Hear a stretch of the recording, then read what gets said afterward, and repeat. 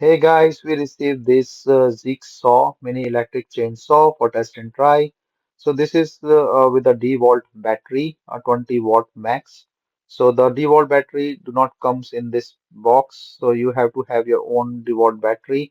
And this is comes in a really nice box and the packing box to store it. It's a small chainsaw with the auto oiler, and I will show that up and the 4-inch, 6-inch cordless pruning chainsaw that can be used to cut your branches or trees or everything.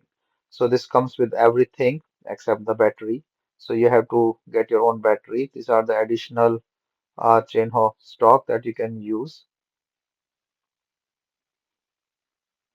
So my first impression, really nice portable design and easy to handle and carry, lightweight. So here's the button and the side protection is to tighten up your chain or to change oiler to put in the oil, and then grip or the grip is also nice, so you can easily go up to 6 inches uh, or the 4 inches branches as well, and then easy do so.